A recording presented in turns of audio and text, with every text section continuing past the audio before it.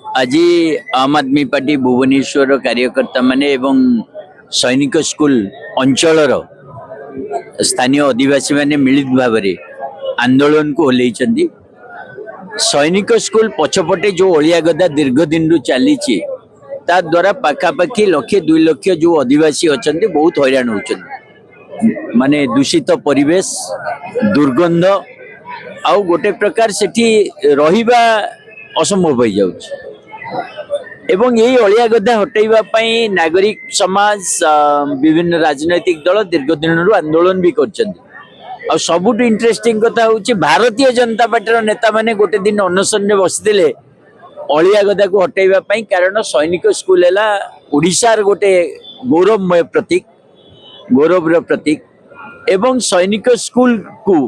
जो परि भाव रे हटाइबा पई योजना चलची अलिया गदा माध्यम रे एवं अलिया गदा माध्यम रे सेठी जेमती लक्षाधिक परिवार को असुविधा रे पका जाउची ता विरुद्ध रे आज हमें राजरास्ता को ओल्लैछु। बीजेपी को हमें मने पकई देवा को चाहूछु जे तुम माने प्रतिश्रुति देइतिलो तमे अनशन रे बसतिलो धारणा रे बसतिलो अलिया गदा हटाइबा पई पोल्यूशन कंट्रोल बोर्ड रो परमिशन नाही सैनिक स्कूल रो अथॉरिटी रो परमिशन माने से माने एतरे बहुत व्यथित बारंबार अभियोग करछन्ती साधारण जनतार सहमति नाही आ सेटा भी डंपिंग यार्ड जगह नुह ता पई अलगा जगह अछि तेणु सेठु तुरंत अलिया गदा हटांतु एवं भुवनेश्वर वासी को शांति रे निश्वास मारिवार सुजोग दियंतु एटा अनुरोध जदि अनुरोध भारतीय जनता पार्टी सरकार ग्रहण न करे जो सरकार के अतीत रे आंदोलन रे बसितिला